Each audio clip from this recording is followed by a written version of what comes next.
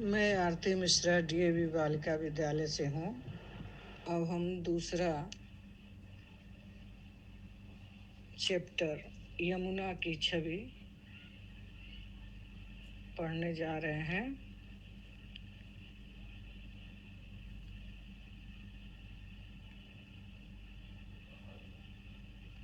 तरनी तनुजा तट तमाल तरुवर बहु छाए, झुके कूल सो जल परसन हित मनहु सुहाए।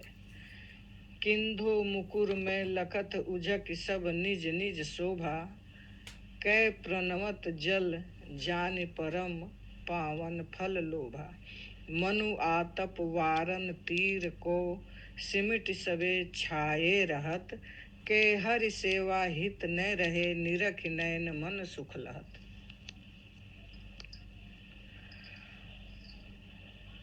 तरनी तनुजा, इसकी व्याख्या आप शुरू करते हैं। आप संदर्भ लिखेंगे प्रस्तुत पद्यांश हमारी पाठ्य पुस्तक काव्यांजलि के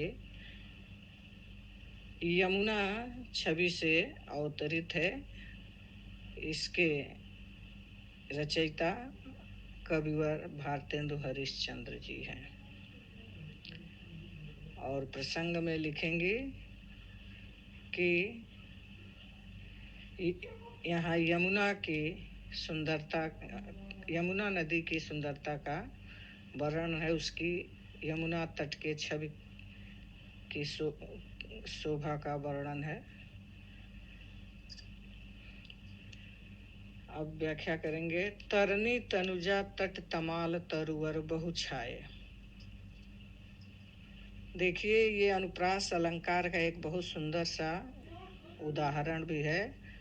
इसको आप अनुप्रास अलंकार के उदाहरण में लिख सकते हैं, क्योंकि आपको तो मालूम है अनुप्रास अलंकार किसे कहते हैं। जब एक ही वर्ण बार बार आते हैं तो अनुप्रास अलंकार के अंतर्गत आते हैं। तो इसमें तो का कई बार आवृत्ति हुआ है, लोक का भी हुआ है, रौ का भी हुआ है। तो काव्यगत सौंदर्य में इसे आप लिख दीजिएगा कि अलंकार में कि अनुप्रास अलंकार। अभी आगे और पढ़ेंगे तो उसमें और भी विशेषताएं, काव्यगत विशेषताएं निकलेंगी, लेकिन शुरू में चूंकि ये लाइन था तो हमने बता दिया। तो तरनी मतलब होता है सूर्य, और तनुजा माने पुत्री, यानी यमुना जी को सूर्य की पुत्री माना जाता है। तो कवि जो है सीधे यमुना न लिखकर तरनी तनुजा लिखा है कवि ने, कि यमुना के तट पर, किनारे पर तमाल के तरुवर माने वृक्ष बहुत से लगे हुए हैं, छाए हुए हैं। यानी यमुना के तट पर तमाल के बहुत से वृक्ष छाए हुए हैं, सुशोभित हो रहे हैं। झुके कूल सो, कूल माने किनारे पर, तट पर, यमुना के किनारे पर वे झुके हुए हैं। सो ऐसे झुके हुए हैं, झुके कूल सो जल परसन हित मनहु सुहाए। मानो वो जल को छूना चाहते हैं, जल का स्पर्श करना चाहते हैं। जब कोई कोई वृक्ष जो है टेढ़ा हो जाता है, कोई कोई लंबा वृक्ष टेढ़े भी हो जाते हैं, लटक भी जाते हैं। आप लोग प्राकृतिक सौंदर्य में या कहीं चित्रण जब होता है तो उसमें कहीं जरूर दिखा देता है कि कुछ वृक्ष जो है नदी के या सरोवर के नीचे झुके हुए हैं। उस तरह से यहाँ पर उसका चित्रण किया गया है। झुके कूल सो जल परसन हित मनहु सुहाए। मानो वे तमाल के वृक्ष कूल पर, यानी वो यमुना नदी के किनारे पर इसलिए झुके हुए हैं जैसे उस जल को स्पर्श करना चाह रहे हैं, और इस प्रकार बहुत ही सुंदर लग रहे हैं, सुहाए मनो, सुंदर भी लग रहे हैं। इसमें उत्प्रेक्षा अलंकार होगा। देखिए, इसमें कई जगह आया हुआ है उत्प्रेक्षा अलंकार। आप इससे पकड़ लेंगे कि ये उत्प्रेक्षा अलंकार है, जिसमें मनहु, मनु, जानू जानू इत्यादि आता है। तो इसमें कई आए हुए हैं। तो आप काव्यगत विशेषताओं में ये भी लिख सकती हैं कि पहले कि अनुप्रास अलंकार है और उपमा अलंकार है, अरे सॉरी, उत्प्रेक्षा अलंकार है। कीधो, कीधो माने अथवा, मुकुर में लखत, उस तमाल के वृक्ष का वर्णन है। उस तमाल के वृक्ष को मानव जैसा अलंकृत किया गया है। एक अलंकार होता है मानवीकरण अलंकार, इसमें वो भी अलंकार है मानवीकरण, यानी जब निर्जीव को सजीव जैसा चित्रण किया जाता है तो वो मानवीकरण हो जाता है। तो इसमें निर्जीव को मनुष्य जैसा बताया जा रहा है। तो ऐसा लग रहा है कीधो मुकुर में लखत उझक सब निज निज शोभा। मुकुर माने दर्पण, दर्पण में मनुष्य ही अपना चेहरा देख सकता है। तो उसको मानव के जैसे व्यवहार करने को ये चित्रण किया गया है कि मानो वो तमाल के वृक्ष नदी रूपी दर्पण में उझक उझक कर अपनी अपनी मुख की शोभा देख रहे हैं। अथवा ऐसा लग रहा है जो झुके हुए हैं नदी में, ये जमुना नदी की तरफ, तो ऐसा लग रहा है कि वो स्वाभाविक नहीं झुके हैं, वो जानबूझकर झुके हुए हैं ताकि जमुना नदी रूपी दर्पण में अपने मुख की शोभा देख सके, सुंदरता देख सके। निज निज है यानी कई कई वृक्ष झुके हुए होंगे, एक का नहीं है इसमें। फिर कै प्रणवत जल जान परम पावन फल लोभा, कई कई एक कल्पना कर रहा है, कई उदाहरण दे रहा है कवि यहाँ पर कि ऐसा लग रहा है, अथवा ऐसा लग रहा है कि प्रणवत, प्रणाम करने के लिए जल को, यमुना के जल को प्रणाम करने के लिए वे झुके हुए हैं, क्योंकि जान परम पावन फल लोभा, क्योंकि वो जमुना नदी को परम पावन जान रहे हैं, अत्यंत पवित्र जान रहे हैं, और पवित्र जल के स्पर्श का फल के लोभ में ऐसा लग रहा है कि वो प्रणाम करने के लिए जमुना नदी में झुके हुए हैं। मनु आतप, फिर इस लाइन में भी उत्प्रेक्षा अलंकार है, क्योंकि मनु है। मनु आतप वारन तीर को सिमट सबे छाए रहत, एक और यहाँ पर उदाहरण दे रहे हैं, या और भी एक कल्पना है कवि का, कह रहा है कि ऐसा लग रहा है, अथवा ऐसा लग रहा है कि मानो आतप मने गर्मी को, वारन मने दूर करने के लिए, तीर को उस तट पर सिमट इकट्ठा होकर, एकजुट होकर सब छाए हुए हैं, सब इकट्ठे हुए हैं। कोई भी वृक्ष अगर कोई वस्तु या वृक्ष दूर से दिखाई दे तो वो दूर दूर नहीं दिखाई देते हैं, वो लगता है कि एकदम नजदीक है। तो कभी दूर से देख रहा है शायद, इसलिए उसे इकट्ठे सब दिख रहे हैं। तो उनको ऐसा लग रहा है कि सभी वो जमुना के नदी के तट पर इकट्ठे होकर अपनी गर्मी को समाप्त करने के लिए छाए हुए हैं, वहां पर इकट्ठे हुए हैं। कै हरि सेवा हित नय रहे निरख नयन मन सुखलात, अथवा ऐसा लग रहा है कि वो हरि मने भगवान श्री कृष्ण, क्योंकि एक ये भी यमुना नदी के साथ भगवान श्री कृष्ण की भी कथा जुटी हुई है कि भगवान श्री कृष्ण वहीं पर जाकर गाय चराते थे, नदी में स्नान करते थे, और वहीं पर उन्होंने नाग नथैया भी किया था। एक जहरीला नाग है जो उसको उन्होंने निकाला था। कै हरि सेवा हित नय रहे निरख नयन मन सुख लात, कभी एक और कल्पना कर रहा है कि या तो भगवान श्री कृष्ण की सेवा में हित मने लगे रहने के लिए, भगवान की सेवा में ही लगे रहने के लिए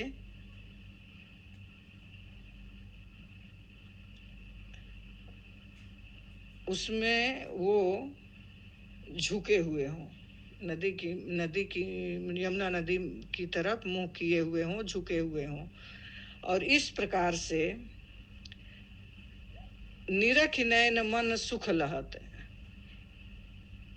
इन तमाल के वृक्षों की शोभा को देखकर हमारा मन, नयन नेत्र और मन, ये दोनों अत्यंत ही सुख प्राप्त करते हैं। तो अभी हमने तोड़ तोड़ के बताया। अब एक बार पूरा इसका अर्थ पढ़ दे रही हूँ। यमुना के तट पर तमाल के बहुत से वृक्ष छाए हुए हैं, सुशोभित हो रहे हैं, और वे ऐसा लग रहा है कि जल को स्पर्श करने के लिए मानो उस जमुना के किनारे झुके हुए हों, अथवा अपनी अपनी तमाल के वृक्ष अपनी अपनी जमुना रूपी दर्पण में अपने मुख की शोभा देखना, सुंदरता को निहारना चाह रहे हों, अथवा यमुना नदी के जल को पावन या पवित्र समझकर पुण्य प्राप्ति के लोभ में उन्हें प्रणाम कर रहे हों, अथवा मानो अपनी गर्मी को दूर करने के लिए यमुना के तीर पर सभी इकट्ठे हो गए हों, या ऐसा लग रहा है जैसे भगवान श्री कृष्ण की सेवा में लगे रहने के लिए यमुना की तरफ झुके हुए हों। इस प्रकार से इन वृक्षों की इस अवस्था को देखकर, इनकी इस प्रकार की शोभा को देखकर मेरा नेत्र और मन बहुत ही सुख प्राप्त कर रहा है। तो काव्यगत सौंदर्य में हमने बताया ही कि जो जो आपके मन में भाव आ रहे हैं उसी को थोड़े में लिख देना रहता है। अब जैसे इसमें आप पहला लिखेंगे कि पूरे पद्यांश में मानवीकरण है, या ऐसे भी लिख सकते हैं कि तमाल के वृक्ष का मानवीकरण किया गया है और मानवीकरण अलंकार है। और अलंकार में आप लिखेंगी उत्प्रेक्षा है और अनुप्रास है। और चूंकि कवि के मन में संदेह भी आ रहे हैं, कई उदाहरण प्रस्तुत कर रहा है, कई कल्पना है, तो इसमें संदेह अलंकार भी हो सकता है। रस है श्रृंगार और गुण है माधुर्य और छंद छप्पय है। पूरा यमुना छवि का छंद छप्पय में ही आएगा। दूसरे पद्यांश की व्याख्या हम पढ़ेंगे। तिन पे जेहि छिन चंद्र ज्योति राका निशियावती, जल में मिल के नभ अवनी लो तान तनावती, होत मुकुरमय सबे तबे उज्ज्वल इक ओभा, तन मन नैन जुड़ात देख सुंदर सो शोभा, सो को कवि जो छवि कह सके ताछन जमुना नीर की, मिली अवनी और अंबर रहत छवि एक सी नभ तीर की। संदर्भ से ही लिखेंगे, कुछ बदलते भी रहना चाहिए संदर्भ को। जैसे इसमें प्रस्तुत पद्यांश हमारे पाठ्यपुस्तक काव्यांजलि के यमुना छवि नामक पाठ से अवतरित है। इसके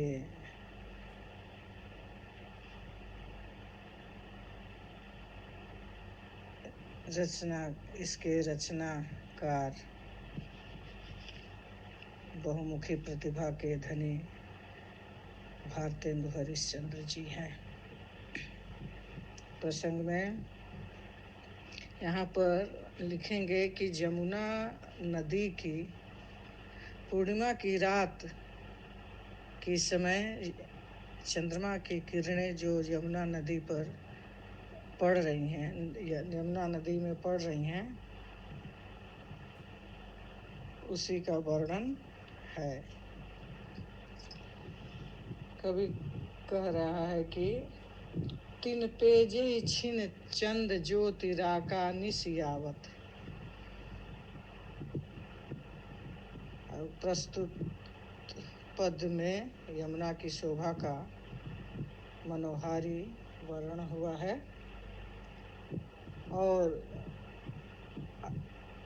तीन पे शब्द आया है, माने इसके पहले जो तमाल तरुवर या तमाल के वृक्ष का वर्णन हुआ था, उसी प्रकार कि वो तो सुंदर लग ही रहा है। नदी यमुना के किनारे जो तमाल के वृक्षों की शोभा है वो तो है ही, उस पर और भी शोभा बढ़ा दे रहा है पूर्णिमा की चंद्रमा की रोशनी, पूर्णिमा की चंद्रमा की किरणों की रोशनी। जैसे तीन पे जही छिन चंद ज्योति राका निशि माने पूर्णिमा चंद्रमा, और उस पर जब पूर्णिमा की चंद्रमा की ज्योति जब पड़ रही है तो जल में मिलके नभ अवनीलो तान तनावत, तो वो जल में पूर्णिमा की चंद्रमा की किरणें जल में मिल के नभ आकाश अवन माने पृथ्वी तक ऐसा लग रहा है कि एक सफेद कोई सफेद तंबू जे तान दी है। अहोत मुकुरमय सबे तबे उज्ज्वल एक ओभा, और उस समय मुकुरमय माने दर्पण के समान, उस समय उसकी उज्ज्वल प्रकाश, ओभा माने उज्ज्वल ओभा माने प्रकाश जो है, ऐसा लग रहा है कि कोई सफेद चमकता हुआ दर्पण हो। चंद्रमा, पूर्णिमा की चंद्रमा सफेद दमकते हुए दर्पण के समान उसकी शोभा दिखाई दे रही है। तन मन नैन जुड़ात देख सुंदर सो शोभा, और यह सुंदर शोभा, एक क्या सुंदर शोभा, एक तो पूर्ण चंद्रमा की किरणें आकाश से लेकर पूरे पृथ्वी पर उस जल में फैली हुई हैं, वो उज्जवल प्रकाश, और उसके बाद से चंद्रमा खुद एक उज्जवल दर्पण जैसा दिख रहा है। वो ये दोनों की सुंदरता देखकर तन मन नयन, तन भी, शरीर भी, मन भी और नेत्र भी उस सुंदर शोभा को देखकर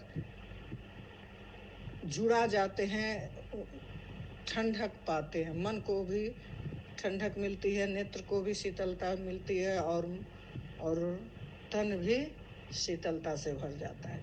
सो को कवि जो छवि कही सकता छन जमुना नीर की। भारतेंदु हरिश्चंद्र जी कह रहे हैं, या एक कवि कह रहा है कि सो को कवि, कौन ऐसा कवि है जो छवि कह सके, उस यमुना की शोभा की सुंदरता का वर्णन कर सके। ताछन जमुना, उस क्षण, जिस क्षण ये पूर्णिमा का चंद्रमा की प्रकाश आ रही है, उस क्षण की जमुना के नीर का, जल की जो शोभा उस समय हो रही है, उसको वर्णन करने में कोई भी कवि सक्षम नहीं है, कोई नहीं उसकी सुंदरता का कोई कवि वर्णन कर ही नहीं सकता। अम्मिल अवनी और अंबर रहा छवि एक सी नभ तीर की। इस प्रकार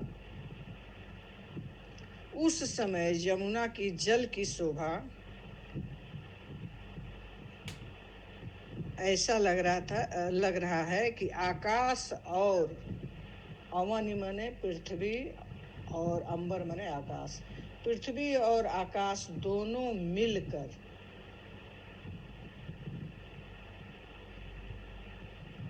दो एक ही समान शोभा बढ़ा रही हैं। माने पृथ्वी की और आकाश दोनों की शोभा एक ही जैसे दिख रही है। तो एक बार फिर से इसको मैं बोल दे रही हूँ कि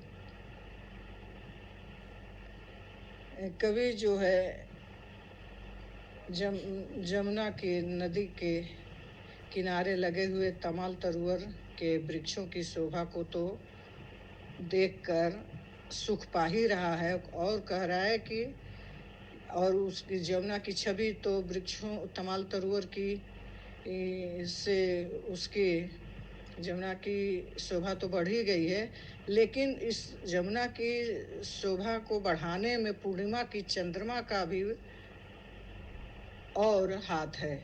और भी पूर्णिमा का चंद्रमा जो है जमुना की छवि को और भी बढ़ा दे रहा है।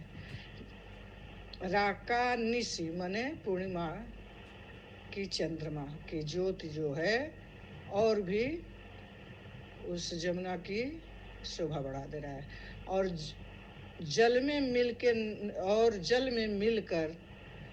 पूर्णिमा की चंद्रमा की जो किरणें हैं, जो उज्जवल प्रकाश है, वो जल में मिल गया है। और इस प्रकार लग रहा है कि पृथ्वी से लेकर नभ आकाश तक कोई एक तंबू सा सफेद उज्जवल तंबू ताना हुआ है और उसकी शोभा यानी पूर्णिमा की चंद्रमा की शोभा, पूर्णिमा के चंद्रमा लग रहा है कि एक उज्जवल सा सफेद एकदम चमकता हुआ कोई दर्पण हो। और इस प्रकार उसकी शोभा को देखकर मन तन मन शरीर मन और नेत्र बहुत ही शीतलता पाते हैं और सुख प्राप्त करते हैं। ऐसा कोई कवि नहीं है जो उस क्षण की जमुना के जल की शोभा का वर्णन कर सके। और उस क्षण सभी आकाश और पृथ्वी दोनों मिलकर एक जैसी सुंदरता